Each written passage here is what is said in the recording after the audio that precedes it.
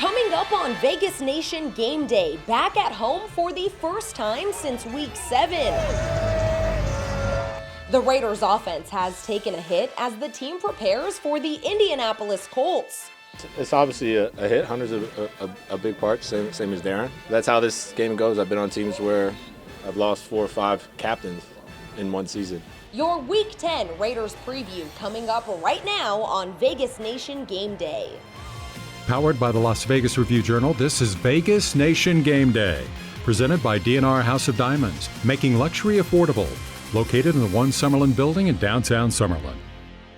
Hey there everyone, Cassie Soto here with you for another episode of Vegas Nation Gameday. The Raiders are back at home this week, but will be without some key players when they host the Indianapolis Colts, who have had their own struggles this season. So many storylines to get to, so let's dive right into it with our opening drive, brought to you by Capriotti's. Make your game day extraordinary with Capriotti's. Order now.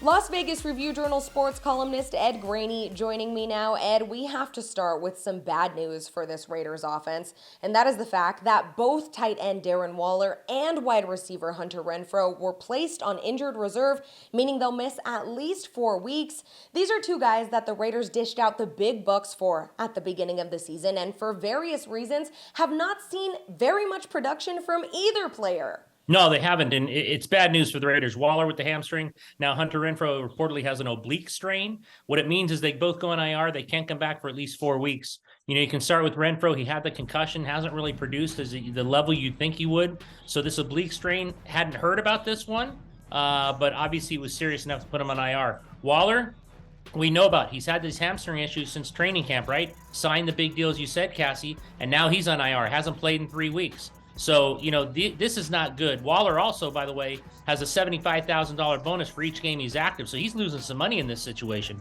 But anyway, I think the big thing here is at the beginning of the season, what did we hear about Derek Carr? He finally had his weapons, Devontae Adams, Hunter Renfrow, Darren Waller. Well, 2 of those have not worked out at all. Now, Derek has not had a good year by any means. He's ranked 20th, I think, by Pro Football Focus in terms of quarterbacks. There's only 32 ranked. He has not had a good year statistically in terms of his accuracy, but I think some of this must also have to do with these receivers and not living up to the expectations because of the injuries. Well, we're not breaking any news here saying that this team has obviously had its struggles, Ed, but I think on the individual level, there have been some guys who have shown up week in and week out, and I think we can all agree that defensive end Max Crosby has been an extremely bright spot, a much-needed bright spot for this Raiders team. Yeah, he definitely has been. You and I talked to Max yesterday, and he's getting double and triple team now. He's getting chop blocked a lot. I mean, they're trying to do anything they can to keep Max out of the backfield, and yet still he's the number 1 edge rusher against the run, leads the team in sacks, number 2 in pressures across the league. He's doing amazing things, and despite being the number 2 ranked edge rusher across the league next to Myles Garrett, despite getting double and triple teams. So Max is having a really good season, another Pro Bowl season. He needs other people on the defense to step up, specifically across his other side, Chandler Jones. They've said this all season, Cassie. They need Chandler Jones to do what he was paid for. That would help Max out on the other side. So no matter what the defense is doing, it has not been good. It's ranked 25th overall in the league. Max Crosby's having another Pro Bowl season. Well, Max Crosby cannot win these games by himself. He's definitely going to need some help on Sunday when the Raiders host the Colts. And before we dive in here, let's just recap what's been going on in Indy these last few days.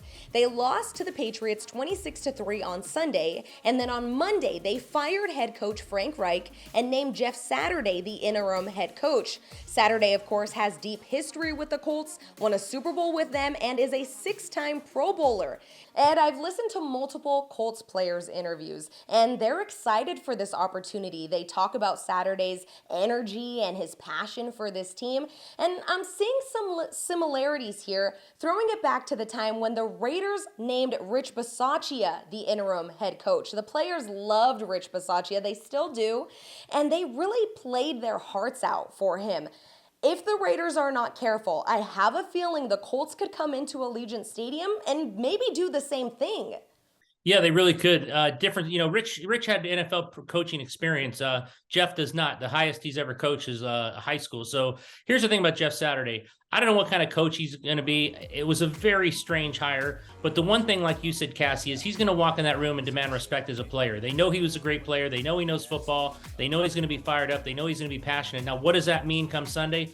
I don't know. I would suspect it's least on the most part, he'll lean on the coaches who have already been there. And I'll tell you what, he's gonna have to garner their respect also, because a lot of those guys probably thought they were in line for the job and they didn't get it. They brought a guy off the ESPN studios to be the coach, and Jeff Saturday. He's allowed now the play calling to go to a passing game coach who's 30 years old. So we don't know what's going to happen Sunday. It's look, the Raiders are 2-6. I guess everything's a must win. We've said that like 2 or 3 times this season, that everything's a must win. This really is. You cannot go in as 6.5 point favorites against a team with a coach who's never coached at the NFL level and lose that game. But you're right, Cassie. Nothing motivates a team like a fired coach and the next game after that in terms of playing for the new guy, showing passion, showing up. And I think the Colts will show up. I don't know what that will mean in terms of how they perform, but the Raiders better be very careful, and the Raiders need to concentrate on the Raiders only, focus on themselves, and get the job done.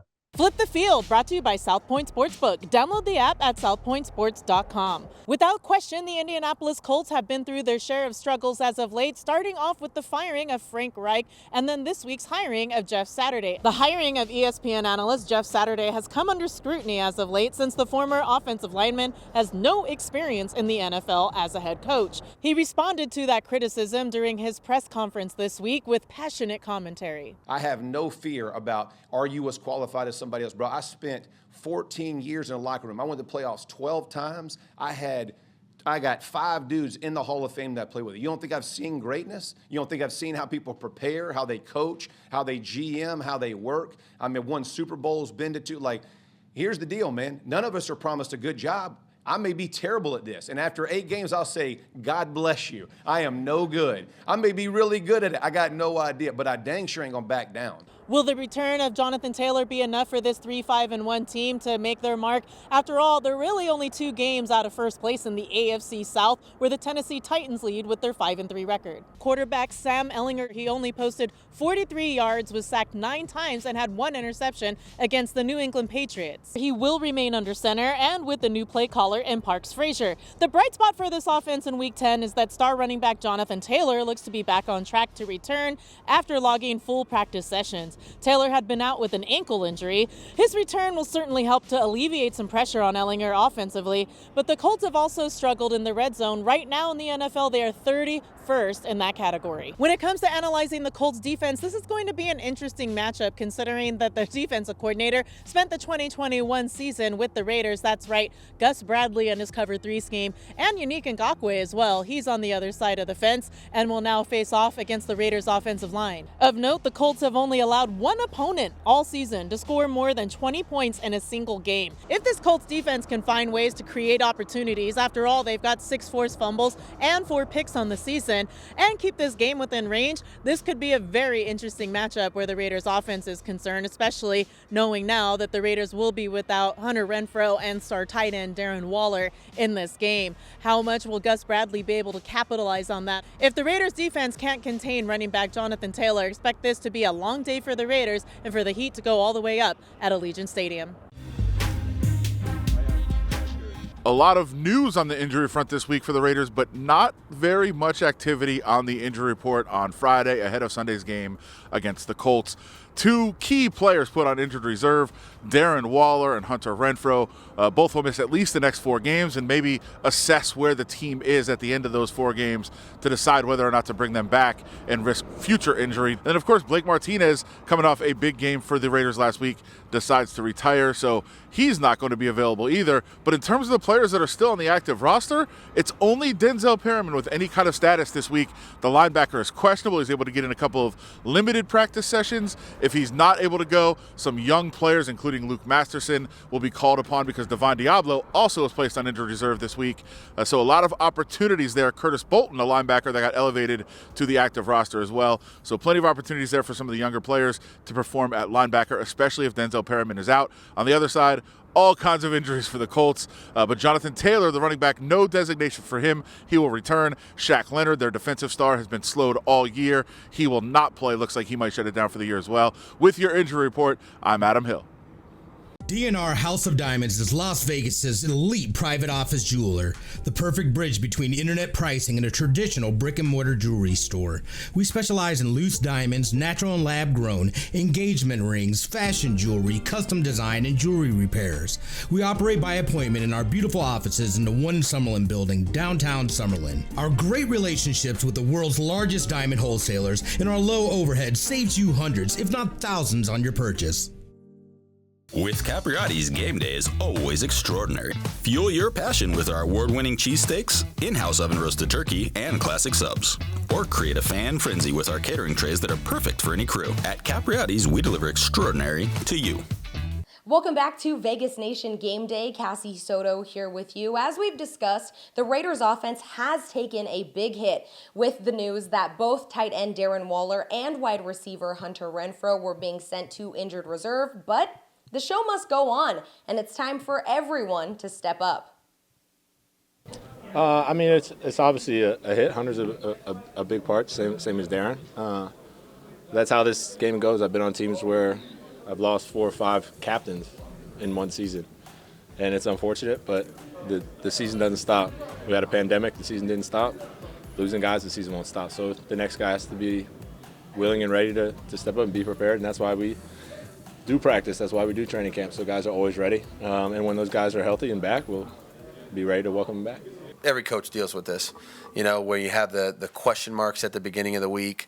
You have to have some contingencies in place regardless.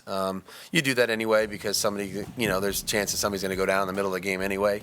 So you can't just go in there with one plan and never change it. That's impossible. So, you deal with that every week, all year long. And, I think the players are very resilient. Sometimes that gets overblown in terms of how difficult that actually is. They know the system and the scheme, and sometimes it's just as simple as changing it from one personnel grouping to another, and we're still running the same stuff, and those guys understand that. So we got a bright group, and they acclimate pretty quickly to it, whether it happens in a week or during the course of the game.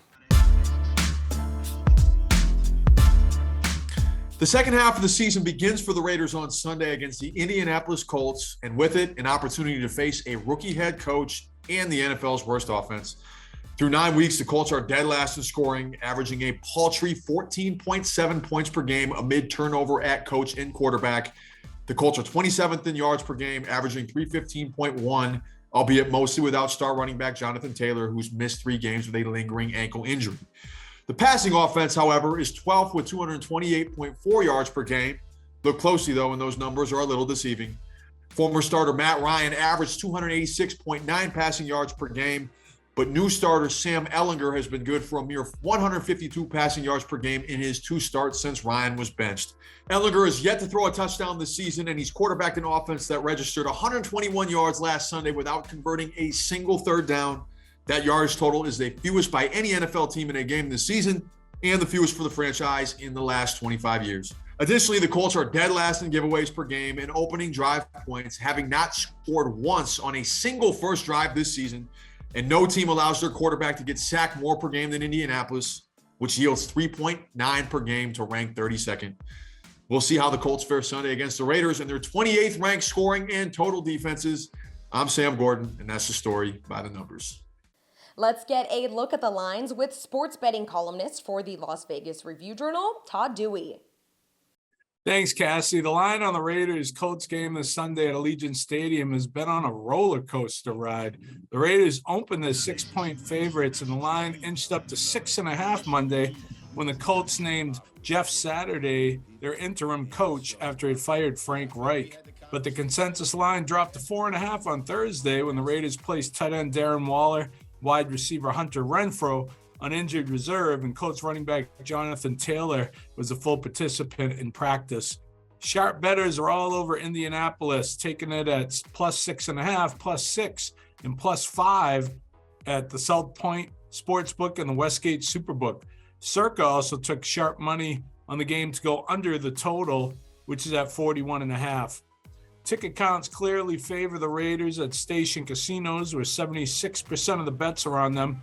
At Caesars, the majority of the bets are on the Raiders, but almost 60% of the money is on the Colts, who have lost 3 straight games. The Raiders have lost back-to-back games, blowing a 17-point lead for the 3rd time this season, and last week's loss at Jacksonville. Pro sports bettor Jeff Whitelaw leans to the Colts in this one. He said both teams are bad, so take the points. That'll do it for this week's episode of Vegas Nation Game Day. We hoped we helped get you ready for this Week 10 matchup. The Raiders hosting the Colts in a game where there will be a lot of pride on the line for both teams. Sunday's kickoff is scheduled for 1:05 p.m. For our entire Vegas Nation crew, I'm Cassie Soto. Have a great weekend. Powered by the Las Vegas Review-Journal, this is Vegas Nation Game Day. Presented by DNR House of Diamonds, making luxury affordable. Located in the One Summerlin building in downtown Summerlin.